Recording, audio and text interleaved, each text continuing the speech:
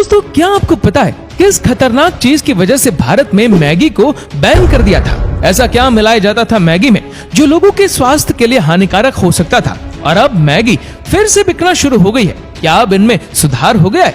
चलिए जानते हैं मैगी बनाने की पूरी प्रोसेस के बारे में। दोस्तों, वीडियो को अंत तक जरूर देखें और पसंद आए तो शेयर जरूर करें। दोस्तों, मैगी एक ऐसा प्रोडक्ट है जो हर घर में बच्चा खाता है। लेकिन दोस्तों, पूरी दुनिया में इंडिया ही एकलौता ऐसा देश है जहां पर आपको वेज मैगी मिलती है। और आप दुनिया के किसी भी कोने में चले जाओ, लेकिन आपको ग्रीन डॉट वाली वेज मैगी ही देखने को मिलेगी। दोस्तों, आपको बता दें कि मैगी को चाइना या फिर जापान ने नहीं बल्कि स्विट्जरलैंड में बनाया गया था। और आपको बताएंगे कि हर घर में खाई जाने वाली मैगी एक साल में कितना रुपया कमाती है।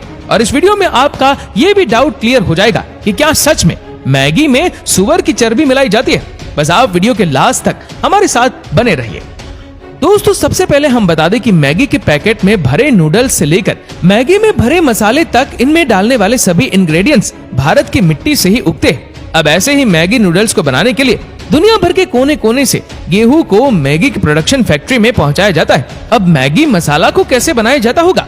इसमें पड़ने वाली चीजों की कमी भी भारत के कोने कोने से ही पूरी कर ली जाती है। जैसे कि आंध्र प्रदेश से लाल मिर्च मंगाई जाती है, राजस्थान से जीरा और सूखा धनिया मंगाया जाता है और महाराष्ट्र से सूखी हल्दी मंगाई जाती है। अब मैगी मसाला में सिर्फ यही 4 चीजें नहीं पड़ती। दरअसल मैगी कभी भी अपने मसालों के मिक्सचर को रिवील नहीं करता और इसीलिए आपको और कहीं भी इनकी जानकारी नहीं मिलेगी। अब सबसे पहले सारे देश से गेहूं को और अलग अलग तरह के मसाला इंग्रेडिएंट्स और वेजिटेबल्स को प्रोडक्शन फैक्ट्री में लाया जाता है। और एक रिपोर्ट के मुताबिक उस रॉ मटेरियल पर करीब 500 से ज्यादा टेस्टिंग करी जाती है और उनमें जो प्रोडक्ट क्वालिटी टेस्ट में पास ना हो उन्हें फैक्ट्री से बाहर कर दिया जाता है और जो प्रोडक्ट्स पास हो गए उन्हें आगे की प्रोसेसेस के लिए भेज दिया जाता है। अब गेहूं के मैदे को बिल्कुल रोटी बनाने वाले आटे की तरह गूंद लिया जाता है और आटा गूंदने के लिए बड़ी बड़ी मशीन का इस्तेमाल किया जाता है। आटा तैयार होने के बाद उनकी पतली पतली शीट्स बनाई जाती है। अब एक तरफ पतली शीट्स रोल होती है और दूसरी तरफ इन रोल शीट्स को एक मशीन ऐसे कट करती जाती है।